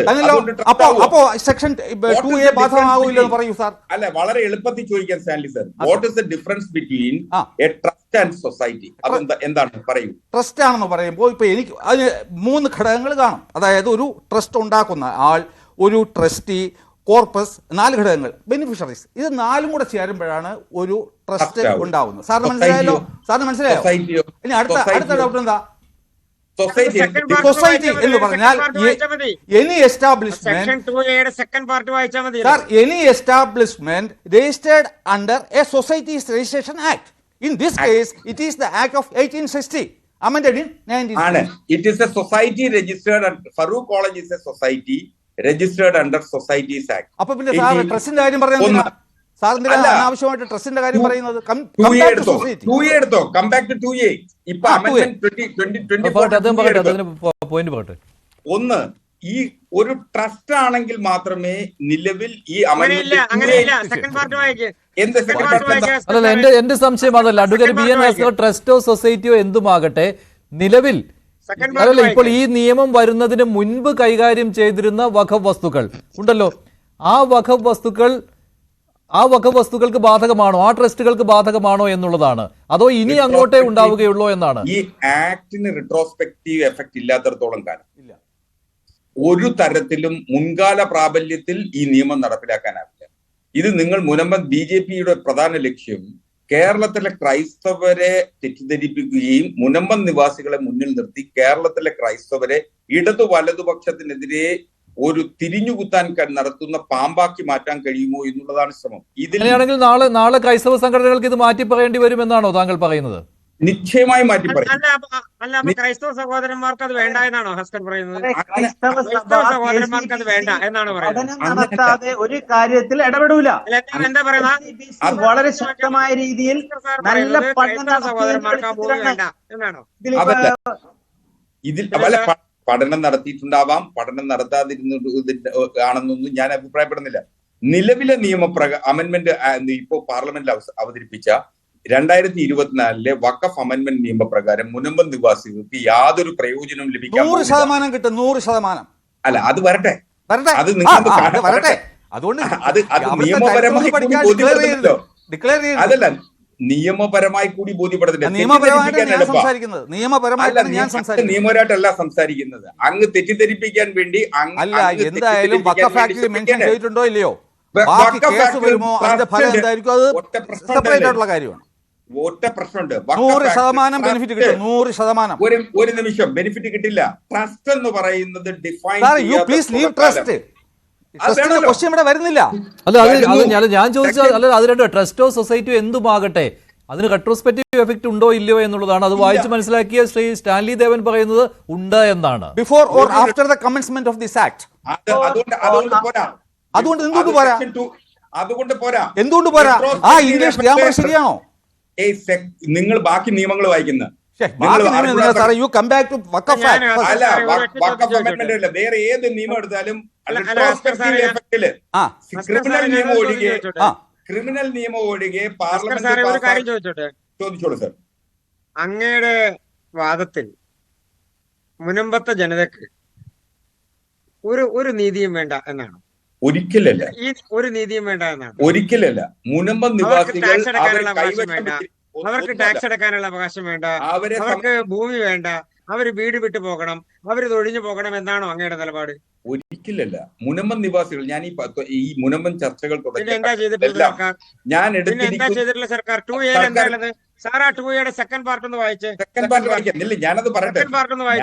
ഞാനതൊന്ന് പറഞ്ഞ് കൺവിൻസ് ഞാനൊന്ന് പറഞ്ഞു പറഞ്ഞിട്ട് എന്റെ പോയിന്റ് ഒന്ന് പറയട്ടെ. ഒന്ന്, സെക്ഷൻ 2A ഇൻസേർട്ട് ചെയ്തത് കൊണ്ട് ഈ മുനമ്പം നിവാസികളുടെ പ്രശ്നപരിഹാരത്തിന് ഉതകുന്നതായിട്ടുള്ള ഒന്നും ഉണ്ടാവാൻ പോകുന്നില്ല. അതൊന്ന്. രണ്ട്, ഇതിൽ ഏറ്റവും അടിസ്ഥാനപരമായി വരേണ്ടത് സമവായത്തിന്റെ സാധ്യതകളാണ്. മുനമ്പം നിവാസികളെ അവർ സമവായം വഖഫ് ആക്ടിൽ ഇല്ല സർ. സമവായം എന്നൊരു വാക്കേ ഇല്ല. കമ്മീഷൻ തന്നെ തൊട്ടിലെറിഞ്ഞു കോടതി. അതായിക്കോട്ടെ. കൊണ്ടുവന്ന കമ്മീഷൻ തന്നെ അതല്ല, നിങ്ങൾ വർഷം കഴിയുമ്പോൾ വേറൊരു ഗവൺമെന്റ് വന്ന് അല്ലെങ്കിൽ വേറൊരു വ്യക്തികൾ വന്ന് കോടതിയിൽ പോയി ആ സമവായം തെറ്റാണ്, അത് വഖഫ് പ്രോപ്പർട്ടിയാണ്, അതാണല്ലോ കഴിഞ്ഞ പ്രാവശ്യം ബഹുമാനപ്പെട്ട ഹൈക്കോടതി പറഞ്ഞത്. സമവായത്തിന്റെ ക്വസ്റ്റ്യനേ ഇല്ല. ഇവിടെ നടപടിയാവൂല. കോടതി അതെടുത്ത് കളഞ്ഞു. എന്നിട്ടും സമവായം ഒരു സംശയം കൂടി അഡ്വക്കേറ്റ് BN ഭാസ്കർ, ഒരു സംശയം കൂടി. അപ്പോൾ ഈ നിയമം ഭേദഗതി ചെയ്താലും രണ്ട് തരത്തിലുള്ള കാര്യങ്ങൾ സംഭവിക്കും. ഒന്ന്, ഈ ട്രസ്റ്റുകളും സൊസൈറ്റികളും ഒക്കെ, ധർമ്മസ്ഥാപനങ്ങളും ഒക്കെ അല്ലെ, ചാരിറ്റബിൾ ഓർഗനൈസേഷൻ അല്ലെ, പബ്ലിക് ചാരിറ്റീസ്, ഇവയൊക്കെ നിലവിൽ വഖഫ് വസ്തുക്കൾ കൈകാര്യം ചെയ്യുന്നുണ്ടെങ്കിൽ അത് അങ്ങനെ തന്നെയായിരിക്കും. പക്ഷെ ഇനി അങ്ങോട്ട് വഖഫ് നിയമത്തിന്റെ വെളിയിലായിരിക്കും. വഖഫ് ബോർഡിന് ഇതുമായിട്ട് ഒരു ബന്ധവും ഉണ്ടായിരിക്കുകയില്ല. അവിടെ ചാരിറ്റബിൾ കമ്മീഷണറൊക്കെ ആയിരിക്കും ചുമതല. അങ്ങനെ വരുമ്പോൾ ഇതുവരെ ഈ പറയുന്ന സൊസൈറ്റികളും ട്രസ്റ്റുകളും ഒക്കെ കൈകാര്യം ചെയ്തിരുന്ന വഖഫ് വസ്തുക്കൾ അത് അതേപടി തുടരുമെന്നാണോ താങ്കൾ പറയുന്നത്, വഖഫ് ബോർഡിന്റെ കീഴിൽ തന്നെ? അപ്പോൾ രണ്ടു തരത്തിലുള്ള അഡ്മിനിസ്ട്രേറ്റീവ് ഭരണ സംവിധാനങ്ങൾ വരികയാണല്ലോ അവിടെ. ഇതിൽ വരുന്ന വലിയൊരു അപകടം എന്ന് പറയുന്നത് സൊസൈറ്റീസും ട്രസ്റ്റുകളും വഖഫ് ഭൂമികൾ കൈകാര്യം ചെയ്യുന്നത് നിലവിൽ ആ നിയമത്തിന്റെ പരിധി, വഖഫ് നിയമത്തിന്റെ പരിധിയിൽ നിന്ന് സൊസൈറ്റികളുടെയും ട്രസ്റ്റുകളുടെയും നിയമത്തിന്റെ പരിധിയിലേക്ക് മാറ്റപ്പെടും, സിവിൽ ലോസിന്റെ പരിധിയിലേക്ക് മാറ്റപ്പെടും. അപ്പോൾ നിലവിൽ കൈകാര്യം ചെയ്തിരുന്നവ അങ്ങനെ തന്നെ നിലവിലുണ്ട് എങ്കിൽ അങ്ങനെ തന്നെയായി മാറും, അങ്ങനെ തന്നെ തുടരുകയുള്ളൂ. പക്ഷെ അപ്പോൾ before or after the commencement അർത്ഥം ഇംഗ്ലീഷ് അറിഞ്ഞൂടെ ബാക്കി ആർക്കും? അല്ലല്ല, അദ്ദേഹം പറഞ്ഞത് അങ്ങനെ തുടരുമെന്നല്ല. വഖഫ് വാക്കിന് അർത്ഥം ഒരു സെക്കൻഡ്, വഖഫ് ബോർഡിന്റെ കീഴിൽ തുടരുമോ അതോ ഈ സൊസൈറ്റികളുടെയും ട്രസ്റ്റിന്റെയും കീഴിൽ തുടരും? അതെ, പറയുന്നത്. അതായത് വഖഫ് ബോർഡിൽ നിന്ന് മാറ്റപ്പെടും, വഖഫ് ബോർഡിൽ നിന്ന് മാറ്റപ്പെടും. ഇതിന്റെ ലക്ഷ്യം BJP ലക്ഷ്യം എന്തായിക്കോട്ടെ, പരിഹാരം വരൂ. ലക്ഷ്യമല്ലേ പ്രധാനം? ലക്ഷ്യമല്ല, പരിഹാരമാണ് പ്രധാനം. അപ്പോൾ ഒരു സംശയം, അപ്പോഴുള്ള പ്രശ്നം അല്ലല്ല, ഈ അപ്പോഴുള്ള പ്രശ്നം ഈ മുനമ്പം ജനതയ്ക്ക് താങ്കൾ ഇത് മുനമ്പം ജനതയ്ക്ക് ഉപകാരപ്പെടില്ല എന്ന് പറയുവാൻ അവിടെ കാരണമായിട്ട് വരുന്നത് ഈ ഫറൂഖ് കോളേജ് ഈ ഭൂമി വിറ്റ് കഴിഞ്ഞു, അതുകൊണ്ട് ഒരു സൊസൈറ്റിയുടെ കീഴിലല്ല ഈ വസ്തു ഇരിക്കുന്നത്, അതുകൊണ്ട് അതാണ് ഉദ്ദേശിക്കുന്നത്. ഈ 2A ഇൻസേർട്ട് ചെയ്തത് കൊണ്ട് രണ്ട് പ്രശ്നമാണ്. ഓൾറെഡി ഫറൂഖ് കോളേജ് ഇപ്പോ ഇവര് ലാൻഡ് ഓണേഴ്സ് ബൈ പർച്ചേസ് ആണ്. മുനമ്പം നിവാസികളെ സംബന്ധിച്ചിടത്തോളം ബൈ പർച്ചേസ് ആയതുകൊണ്ട് ട്രസ്റ്റിന്റെ പരിധിയിൽ അത് വരില്ല. അയ്യോ, അത് പർച്ചേസ് ശരിയല്ലെന്നല്ലേ അവരിപ്പോ വഖഫ് ബോർഡിന്റെ വാദം. ഇപ്പൊ 2A വന്നതിന്റെ കാര്യമാണ് ഞാൻ പറയുന്നത്. 2A വന്നതിന്റെ കാര്യം പറഞ്ഞത്. 2A എന്താ സ്റ്റാലിൻ അത് കുറച്ചുകൂടെ വിശദീകരിക്കൂ, കാരണം അവിടെ വിൽപ്പന നടന്നു കഴിഞ്ഞു. അദ്ദേഹത്തിന് എനിക്ക് ചോദിക്കാനുള്ളത്, നാളെ മുനമ്പംകാർ തിരിച്ചു കൊടുക്കുകയാണ് ഫറൂഖ് കോളേജിന്. അപ്പൊ ഫറൂഖ് കോളേജിന് അപ്പോഴെന്തായിരിക്കും ഒരു സിനാറിയോ? സെയിൽ ഡീഡ് പോയി എന്ന് വിചാരിക്കുക, ഇതവരെല്ലാം തിരിച്ചവർ ഡൊണേറ്റ് ചെയ്യണം. മുനമ്പത്തിലെ എല്ലാ ജനങ്ങളും കൂടി ഈ വസ്തു ഡൊണേറ്റ് ചെയ്യാമല്ലോ. അങ്ങനെയാണെങ്കിൽ ഫറൂഖ് കോളേജിന്റെ വസ്തുവാണോ? സാർ വക്കീലല്ലേ, ഇങ്ങനെ സംസാരിക്കരുത് സാർ, പ്ലീസ്. അതല്ല ഞാൻ ചോദിക്കട്ടെ, സാർ ഇങ്ങനെ വരുന്നു ഇത് സാർ. ഇപ്പോഴ് വഖഫ് ട്രൈബ്യൂണലും വഖഫ് ബോർഡും ഒക്കെ പറയുന്നത് എന്താണെന്ന് വെച്ചാൽ ഇത് വന്നിട്ട് ഫറൂഖ് കോളേജിന്റെ വസ്തുവാണ്, അത് മുത്തവല്ലിയാണെന്നല്ലേ ഇപ്പൊ വാദം. അപ്പോ ഇപ്പോഴും മുത്തവല്ലി ഫറൂഖ് കോളേജിന് വഖഫ് ചെയ്യപ്പെട്ടിട്ടുള്ള സാധനം ഓൺ എ കണ്ടീഷൻ എഡ്യൂക്കേഷണൽ പർപ്പസിന് സേർട്ട് നൽകിയിരിക്കുന്നത് എഡ്യൂക്കേഷണൽ പർപ്പസിന് ആർക്ക് വേണ്ടിയിട്ടാണ് വഖഫ് ഉണ്ടാക്കിയത്? ആർക്ക് വേണ്ടിയിട്ടാണ് വഖഫ് ഉണ്ടാക്കിയത്? In whose favour? ഫറൂഖ് കോളേജിന് അല്ല, Farooq college. Sir, I am really sorry that you are a Muslim. Sir, ഒരു വഖഫ് അല്ലാഹയുടെ പേരിൽ മാത്രമേ പറ്റൂ, വ്യക്തിയുടെ സംഘടനയുടെ പേരിൽ പറ്റത്തില്ല. കാര്യം എന്താ അറിയാമോ? സാർ പറയുന്നു ഫറൂഖ് കോളേജിന്റെ പേരിൽ കൊടുത്തു. ചെയ്തു എന്ന് പറഞ്ഞു കഴിഞ്ഞാൽ ഫറൂഖ് കോളേജിന് മുത്തവല്ലിയാണെന്ന് ഏതെങ്കിലും രേഖയിൽ ചരിത്രത്തിൽ എവിടെയെങ്കിലും മെൻഷൻ ചെയ്തിട്ടുണ്ടോ? ഫറൂഖ് കോളേജിന് വഖഫ് ചെയ്ത് കഴിഞ്ഞാൽ ഫറൂഖ് കോളേജിന് വഖഫ് ചെയ്യാൻ പറ്റില്ല, അള്ളാഹ്ക്ക് മാത്രമേ വഖഫ് ചെയ്യാൻ പറ്റൂ. അല്ലയുടെ പേരിൽ മാത്രം മുത്തവല്യ എവിടെ ആക്കി? ഒരു ഡോക്യുമെന്റ് കാണിക്കൂ. 1950 മുതൽ ഇന്നലെ വരെ ഒരു ഡോക്യുമെന്റ് കാണിക്കൂ. ഇപ്പോ ഇന്ത്യയിൽ BJP നിയമം അത് വിടും. മുത്തവല്ലി ഫറൂഖ് കോളേജ് മുത്തവല്ലിയാണെന്നുള്ള എന്തെങ്കിലും രേഖ സാർ കണ്ടിട്ടുണ്ടോ?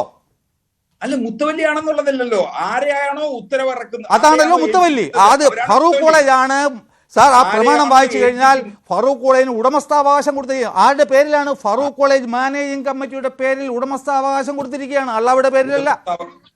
ആരുടെ പേരിൽ ആരെയാണോ ചുമതലപ്പെടുത്തുന്നത് അത് മുത്തവല്ലി. ആ ചുമതലപ്പെടുത്തുന്ന ആളാണ് മുത്തവല്ലി. അതെ, ഫറൂഖ് കോളേജ് മുത്തവല്ലിയാണോ? മുത്തവല്ലിയാണ്. എവിടെ എഴുതിയിട്ടുണ്ട്? നിങ്ങൾ എവിടെ കണ്ടു? നിങ്ങൾ ഏത് രേഖയിൽ കണ്ടു? സിദ്ദിഖ് 1950 നവംബർ മാസം 1-ാം തീയതി സിദ്ദിഖ് സേഠിന്റെ പ്രമാണത്തിൽ നിങ്ങൾ കണ്ടോ ഫറൂഖ് കോളേജ് മുത്തവല്ലിയാണെന്ന്? മുത്തവല്ലിയാണോന്ന് എഴുതണം. 100% എഴുതണം. 100% എഴുതണം. എവിടെയാ സാർ കിടന്ന് കഴമ്പ്? 100% എഴുതണം. ആരാണ് പിന്നെ മാനേജ് ചെയ്യുക? ജോസഫ് എന്താണ്? മുത്തവല്ലി will change on day and circumstances, അങ്ങനെയാ പറയുന്നത്. നിങ്ങൾ പറയുന്ന അല്ലല്ല. അപ്പൊ വഖഫ് ഭേദഗതി നിയമത്തിലെ ഈ 2A എനിക്ക് തോന്നുന്നത് ഈ ട്രൈബ്യൂണലിൽ കേസ് വരുമ്പോൾ ഈ കാര്യങ്ങളൊക്കെ ഉന്നയിക്കാൻ പറ്റുമല്ലോ. അപ്പോൾ അത് വെച്ചുകൊണ്ട് പിന്നീട് ഹൈക്കോടതിയെ സമീപിക്കാം എന്നുള്ള നിയമ പോരാട്ടത്തിന് വഴി തുറക്കുന്ന ഈ നിയമ ഭേദഗതിയാണല്ലോ, അതല്ലേ കൂടുതൽ സഹായിക്കുക ശ്രീ സ്റ്റാൻലി ദേവൻ? അല്ല, അത് സഹായിക്കില്ലേ? എന്നോടാണ് ചോദ്യം. ഞാൻ പറഞ്ഞുതരാം. ഇപ്പോൾ വന്നിട്ട് അഥവാ ഇങ്ങനെ ഈ 2A ആപ്ലിക്കബിൾ അല്ലെങ്കിൽ തന്നെയും ഞാൻ ഈ 10 മാസം മുമ്പ് ഈ കേസിൽ ഇടപെടുന്നതിന് മുമ്പ് 1950 ശേഷം മാത്രമുള്ള പ്രമാണങ്ങളെ അതിനെക്കുറിച്ച് മാത്രമാണ് ആൾക്കാർ സംസാരിച്ചിരുന്നത്. വെറുതെ പറയുമായിരുന്നു 2002 ആയില്യം ദിനാൾ കൊടുത്തു എന്നൊക്കെ. നമ്മളിപ്പോൾ 1923 മുതലുള്ള പ്രമാണങ്ങൾ ഏറ്റെടുത്ത് കൊണ്ടുവന്നു. അപ്പോൾ എന്താണ് സംഭവിച്ചത് എന്ന് വെച്ചാൽ, നമുക്ക് ഇന്ത്യക്ക് സ്വാതന്ത്ര്യം കിട്ടുന്നതിന് 2 ആഴ്ച മുമ്പേ ഒരു കള്ളപ്രമാണം എഴുതപ്പെടുകയുണ്ടായി. 1947 ജൂലൈ മാസം 28-ാം തീയതി, ആഗസ്റ്റ് 15-ാം തീയതി സ്വാതന്ത്ര്യം കിട്ടുന്നു. 2 ആഴ്ച മുമ്പ് ഒരു കള്ളപ്രമാണം എഴുതുന്നു, ഒരു ഇത് ഭാഗപത്രത്തിൻ്റെ പേരിൽ. അതിൽ നമ്മൾ ഏതൊരു പ്രമാണം എഴുതുമ്പോഴും ഈ വസ്തു എവിടെ നിന്ന് കിട്ടിയെന്ന് പറയുമല്ലോ. അതിലെഴുതിയിരിക്കുന്നത് മരിച്ചുപോയ ഒരാളുടെ തിരുവിതാംകൂർ, കൊച്ചി, മലബാർ സംസ്ഥാനങ്ങളിലെ വസ്തു. വേറെ ഒരു ഡീറ്റെയിലും എഴുതിയിട്ടില്ല. എന്നിട്ട് ആ മരിച്ചുപോയ ആളുടെ ബന്ധുക്കളെ, യഥാർത്ഥത്തിലുള്ള അമ്മ, അച്ഛൻ, മുസ്ലിം നിയമ സാറിന്, ഹസ്കർ സാറിന് അറിയാമല്ലോ, ഭാര്യ, ഇവരെ ഒന്നും കക്ഷി ചേർക്കാതെ ഒരു തെറ്റായ ഒരു ഭാഗപത്രം ഉണ്ടാക്കിയെടുത്ത് വർഷങ്ങൾ നമ്മൾ ആലോചിച്ച് നോക്കണം. അന്നായിരുന്നു ആര് വിചാരിച്ചാലും സമ്പന്നർ വിചാരിച്ചാൽ എന്ത് ചെയ്യാൻ പറ്റുമായിരുന്നു. അങ്ങനെയുള്ള ഒരു വസ്തുവാണ് ഇത്. അപ്പോൾ എന്തു പറ്റി? ഈ സിദ്ദിഖ് സേട്ടു നവംബർ മാസം 1-ാം തീയതി 1950 ഇത് വഖഫായി എഴുതിയ സമയത്ത് ആമിന എന്ന് പറയുന്ന 11 വയസ്സ് മാത്രം പ്രായമുള്ള ഒരു മൈനർ കുട്ടിക്ക് ഇതിൽ അവകാശമുണ്ടായിരുന്നു. പക്ഷേ ആ ഭാഗപത്രത്തിൽ ആ മരിച്ച വ്യക്തിയുടെ ഏക മകളായിരുന്നു ആ കൊച്ചുകുട്ടി എങ്കിലും അതിന് പട്ടിക തിരിച്ച് 1 സെൻറ്റ് വസ്തു പോലും കൊടുത്തിട്ടില്ല. ഇത് സംഭവമാണോ? അങ്ങനെ ഒരു ഭാഗപത്രം എവിടെയെങ്കിലും എഴുതാൻ പറ്റുമോ?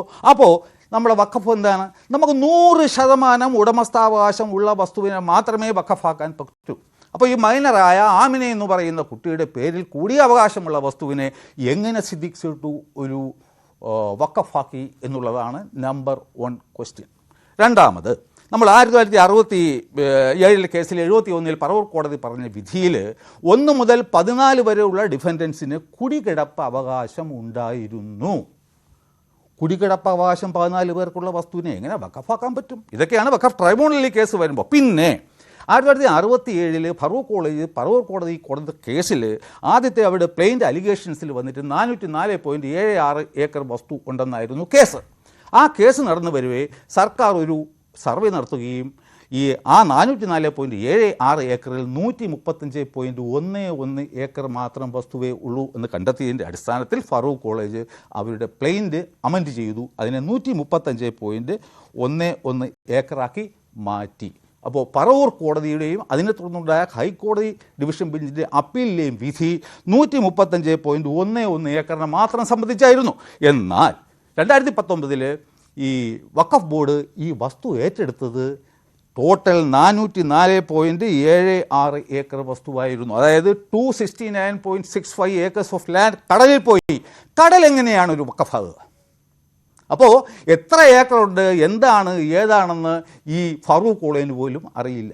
135.11 ഏക്കർ മാത്രമാണ്. ഇതൊക്കെ തർക്കിച്ചുകൊണ്ടിരുന്നിട്ട് ഇനി കാര്യമില്ല. ഇനിയല്ല ഈ വഖഫ് നിയമ ഭേദഗതി ബില്ലിന്റെ പരിധിയിൽ വരുന്നുകൊണ്ട് ഇത് ചെയ്ത് തീർക്കാൻ പറ്റുമോ ഇല്ലയോ എന്നുള്ളതാണ്. നന്ദി. ചർച്ചയിൽ പങ്കെടുത്ത എല്ലാവർക്കും ഇന്നത്തെ ചോദ്യം ഇതായിരുന്നു: വഖഫ് ഭേദഗതി മുനമ്പം പ്രശ്നം പരിഹരിക്കുമെന്ന് 74% പ്രേക്ഷകർ വിശ്വസിക്കുന്നു, ഇല്ല എന്ന് 23%.